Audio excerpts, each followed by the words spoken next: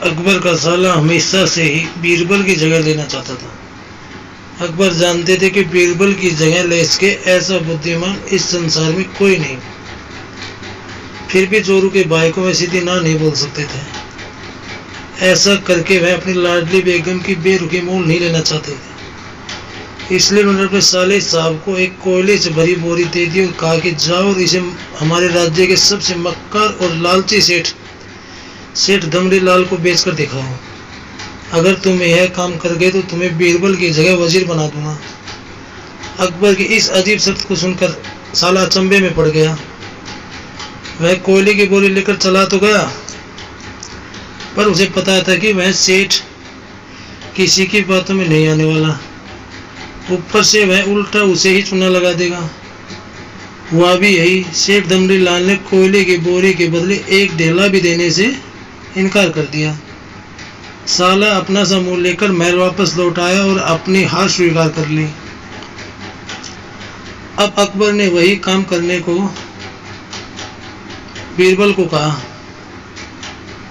बीरबल कुछ सोचे और फिर बोले कि सेठ दमड़ीलाल जैसे मक्कार और लालची सेठ कोई है, कोयले की बोरी क्या, मैं सिर्फ कोयले का एक टुकड़ा ही 10,000 रुपये में बेच आऊंगा।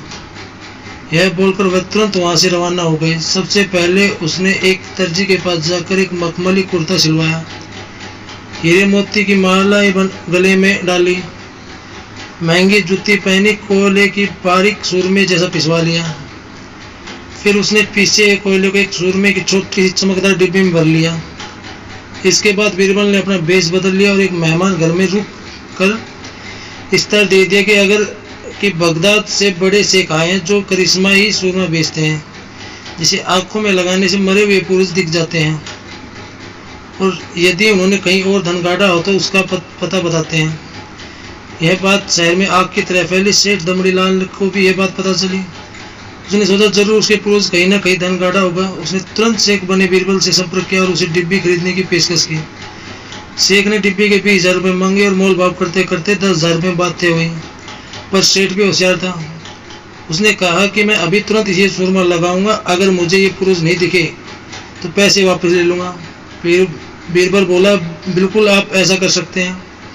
चलिए शहर के चौराहे पर चलिए और वहां इसे जांच लीजिए।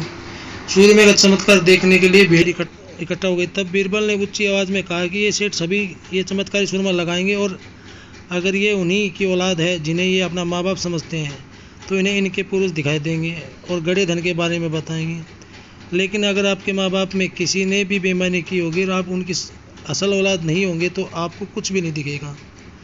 और ऐसा कहते ही बीरबल ने सेठ की आंखों में सूरमा लगा दिया। फिर क्या था, सिर खुजाते हुए सेठ ने आंखें बंद करी। करे भी तो क्या करे, अपनी इज्जत बचाने के लिए सेठ ने 10,000 रुपये बीरबल के हाथ में थमा दिए और मुंह फुलाते हुए आगे बढ़ गए।